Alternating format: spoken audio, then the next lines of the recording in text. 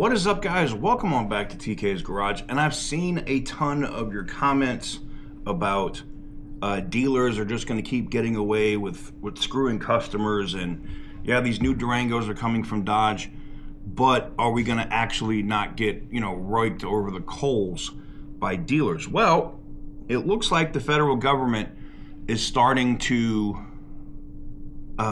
crack down on dealers. Now, there was a dealership in Nashville, Tennessee, and or Brentwood, Tennessee, whatever it is,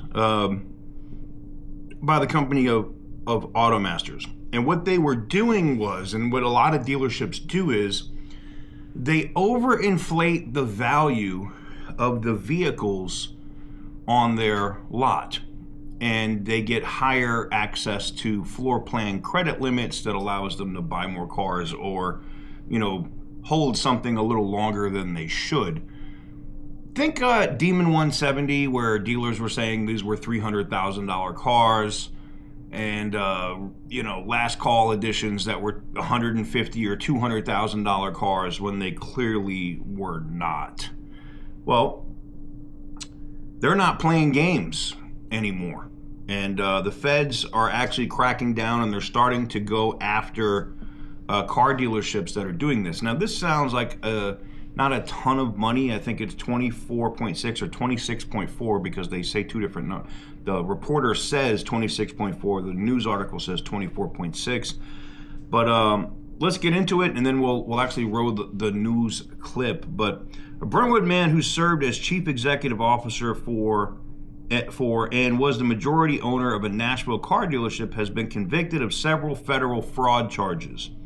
According to a press release from the U.S. Department of Justice, a federal jury convicted 49-year-old Mark Jankback, I don't even gonna try to pronounce that shit, of conspiracy to commit bank fraud. Bank fraud, making false statements to a bank, bankruptcy fraud, and making a false statement under oath. Mark served as the CEO of Automasters in Nashville and also had the majority ownership of the car dealership, according to trial evidence between 2013 and 2017. The dealership had a line of credit with Capital One and First Tennessee Bank, which is now known as First Horizon Bank, according to authorities. During the trial, evidence revealed that Mark and his brother, Ron, and others in the company to submit false documents to Capital One to, quote, artificially inflate the value of the company's collateral, with which would allow Mark to draw on lines of credit that he was not otherwise entitled to take. What does that mean? You're claiming that you have more vehicles available that you own. It's part of it. Like, they're not part of the floor plan. You might have taken in trades, or you submit bullshit VIN numbers. There's a lot of scummy stuff that happens behind the scene, but you put that stuff up as not even collateral, but just that you have these assets, so the bank can make an estimation on what they can give you in terms of a line of credit for your floor plan. Now, in 2017, Automasters declared bankruptcy, and during the bankruptcy proceedings, Mark actually lied about the fraud under oath. They don't play that. So what really makes it bad, and why the feds really went after him so hard, was he offered co-conspirators $300,000 to leave the area to avoid being interviewed by investigators. Oh my God. Filed for bankruptcy, but you had $300,000 to just throw at a co-conspirator, huh? Interesting. Well, why this is a small case, we're gonna see more of this happening. And the feds are not playing games. They think that because of the current administration, they are pro-business, but they're not pro-fraud, I could tell you that.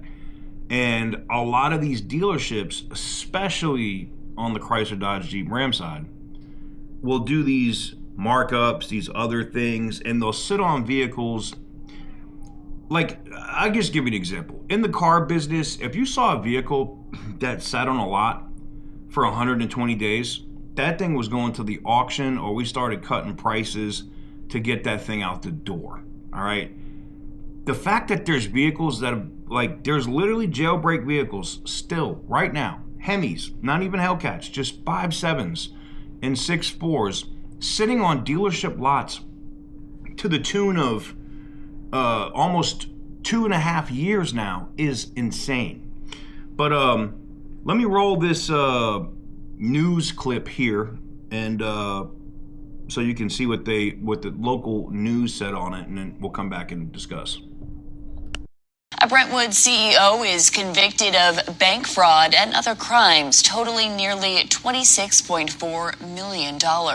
Attorneys from the U.S. Department of Justice say Mark Jambaksh of Automasters conspired with his brother, Ron, and others to submit false documents to banks. Between 2013 and 2017, Automasters fraudulently drew on lines of credit from Capital One and First Tennessee Bank, which is now First Horizon Bank. Investigators say the CEO told employees to delete data, emails, and other information. They say he even tried to bribe a co-conspirator to leave the area and hurt the investigation.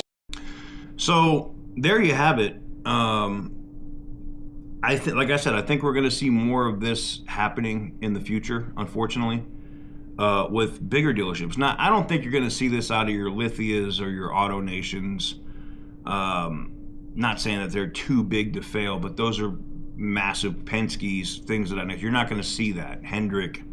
But you might see it at smaller, I don't want to say mom and pop shops, but smaller dealership groups. Maybe they are, like Bowers. I'm not saying Bowers is doing it. I'm just saying, I'm giving you an example, like Bowers in Louisiana and the like, right?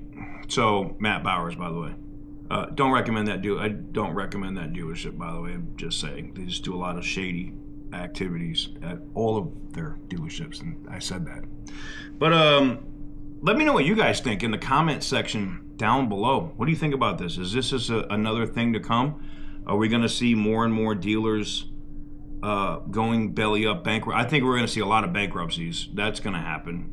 And I think, we're going to see a lot of specifically Chrysler, Dodge, Jeep, Ram dealerships getting prosecuted for playing games with their floor plan. So, I know there's a lot of dealerships that do watch these videos or watch my videos. Be careful.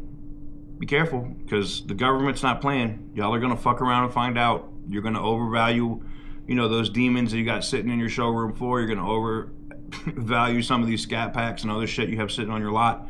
And more V8s are coming, and then those vehicles are going to be fucking worthless, and you're going to be sitting there holding the bag. So, don't be dumb. Or, don't be stupid. Anyways. Let me know what you guys think in the comment section down below. Give the video a big thumbs up if you like what I do. Hit the subscribe button if you haven't already. And as always, stay petty, my friends.